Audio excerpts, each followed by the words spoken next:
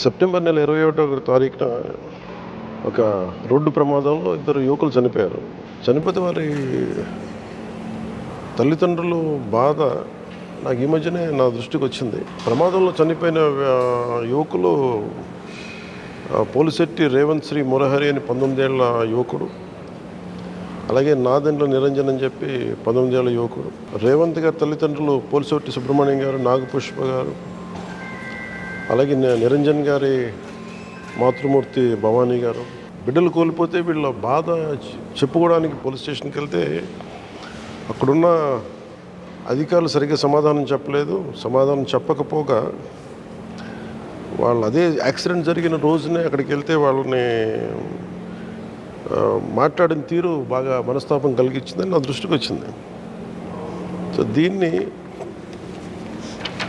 నేను చాలా deputy CMO పేషి దృష్టికి వచ్చింది. ఇది చాలా చాలా బాధ కలిగింది. యాక్సిడెంట్ ఎలా జరిగింది ఏంటి అంటే, మన తుని దగ్గర ఉన్న ఎర్రకోనేరు రోడ్లు ఆ పరిసరాల్లో జరిగింది. పాపం వాళ్ళున్న పరిస్థితి నాకు ఎందుకు బాగా కదిలించేసింది అంటే, రేవంత్ శ్రీ మురహరి గారి తల్లిదండ్రులు బిడ్డ చనిపోతే వాళ్ళు ఎంత ఉన్నతమైన మనసు చూపించారంటే, బిడ్డ చనిపోయి బ్రెయిన్ డెడ్ అయిపోతే ఆ అవయవాలని మళ్ళీ వెంటనే దానం కూడా చేసేసారు. పాపం ఎవరి మీద కేసులు పెట్టాలనుకోలేదు, ఏం పెట్టలేదు. కనీసం వారికి ఓదార్చడానికి పోలీసు ఉన్నతాధికారులు ఏమాత్రం ప్రయత్నం చేయలేకుండా నిజంగా చాలా చాలా మనస్తాపం కలిగించింది. ప్రజలందరికీ కూడా, ముఖ్యంగా వారి రేవంత్ తల్లిదండ్రులకు కానీ, నిరంజన్ గారి మాతృమూర్తికి కానీ,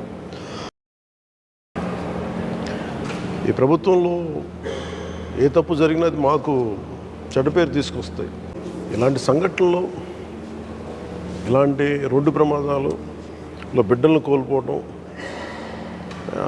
ఏ తల్లిదండ్రులకైనా అది ఎలాంటి మనస్తాపం కలిగిస్తూ మనం ఊహకు కూడా అందదు. ఇది ఇలాంటి కష్ట సమయాల్లో రేవంత్ని కోల్పోయిన బిడ్డని, 19 ఏళ్ల రేవంత్ని కోల్పోయిన తల్లిదండ్రులు సుబ్రహ్మణ్యం గారు కానీ, నాగపుష్ప గారు కానీ కష్టాన్ని, బాధను అధిగమించి పళ్ళ బిగువన పెట్టుకొని బిడ్డ బ్రెయిన్ డెడ్ అయిపోతే వెళ్ళి అవయవాలు దానం చేశారు. రేవంత్ కూడా కాన్స్టెంట్గా చెప్తా ఉండేవాడంట, నేను 10 మందికి ఉపయోగపడాలి అనేది చెప్తా ఉండేవాడు. పాపం తను అలా ప్రాణాలు కోల్పోయి 10 మందికి అవయవదానం చేయగలిగే పరిస్థితుల్లో వాళ్ళ తల్లిదండ్రులు దాని బాధను అధిగమించి మరి తీసుకెళ్ళి, అది నాకు కదిలించేసింది. మన నిరంజన్ ఏమో స్పాట్లో చనిపోయాడు తీసుకెళ్లే లోపు. దీనికి కారకులైన ఆ కారు ఆ డ్రైవర్ కానీ వీళ్ళు కానీ వాళ్ళ మీద కేసులు కూడా పెట్టలేదు. అది వీళ్ళ బాధ ఏంటంటే కనీసం కేసులు కూడా పెట్టలే.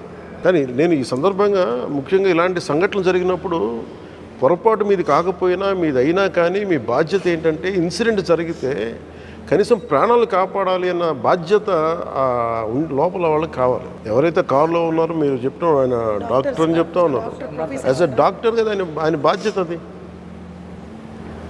Fundamental responsibility. మీరు being a doctor, you should have gone and safe guarded them. అలా కాకుండా మేము కోర్టులో చూసుకుంటాం, ఇవన్నీ చాలా బాధ కలిగిస్తాయి కదా. అందుకే నాకు చాలా బాధ కలిగించి, ఇది బిడ్డల్ని తీసుకురాలేము, చాలా చాలా బాధ కలిగించింది. నేను ఈ సందర్భంగా రేవంత్ గారి తల్లిదండ్రులకి, నిరంజన్ గారి మాతృమూర్తి కూడా మనస్ఫూర్తిగా ఆంధ్రప్రదేశ్ ప్రభుత్వం తరఫున మా పోలీసు అధికారులు సరిగ్గా మిమ్మల్ని ట్రీట్ చేయలేకపోయినందుకు నేను మనస్ఫూర్తిగా మీకు క్షమాపణలు తెలియజేస్తాను. మనస్ఫూర్తిగా నిజంగా చాలా బాధ కలిగింది, చాలా బాధ కలిగింది. మీ బాధని నేను మీకు నా బాధను ఎలా వ్యక్తపరచాలో తెలియక నేను మీకు ఈ కష్ట సమయంలో నేను మీకు అండగా ఉన్నాను చెప్పడానికి నేను మీకు ఇక్కడికి వచ్చాను. అలాగే పోలీసు ఉన్నతాధికారులకు కూడా ఏదైనా యాక్సిడెంట్ జరిగితే మీరు ఒక అవేర్నెస్ ప్రోగ్రామ్ క్రియేట్ చేయండి. ఏదైనా యాక్సిడెంట్లు జరిగితే పేషెంట్స్ని వాళ్ళే తీసుకురమ్మని చెప్పండి. తీసుకొస్తే దాన్ని మీరు ఎలా హ్యాండిల్ చేయాలి ఏంటి అనేది మీరు ముఖ్యంగా మీ పొరపాటుల్లో కావచ్చు, మీ వల్ల కాకపోవచ్చు, అయ్యుండొచ్చు, కాకుండా పోవచ్చు, కానీ మీ పరిధిలో యాక్సిడెంట్ జరిగితే కనీసం మీరు మానవతా దృష్టితోటి, మానవతా దృక్పథంతో వాళ్ళని కనీసం హాస్పిటల్ తీసుకెళ్లాల్సిన బాధ్యత మనందరి మీద ఉంది. దయచేసి దీన్ని భయంగా తీసుకోకండి. నేను కూడా చాలాసార్లు యాక్సిడెంట్ జరిగినప్పుడు నా కళ్ళ ముందు చాలామంది రోడ్ల మీద జరుగుతుంది, నేనే స్వయంగా వెళ్ళిపోయి లేపి తీసుకెళ్ళిన సందర్భాలు ఉన్నాయి. అందుకని దీన్ని మీరు కొంత ఆలోచించి అది ప్రత్యేకించి మీరు జరిగింది మీ చేతుల్లో జరిగిన తర్వాత భయపడకుండా చేయండి. లేటర్ అన్నీ మనం కూర్చొని సాల్వ్ చేయొచ్చు, కానీ ముందు మీరు ప్రాణాలు రక్షించండి. పొరపాట్లు జరగచ్చు, కానీ ప్రాణాలు రక్షించుకొని నేను కోరుకుంటా ఉన్నాం.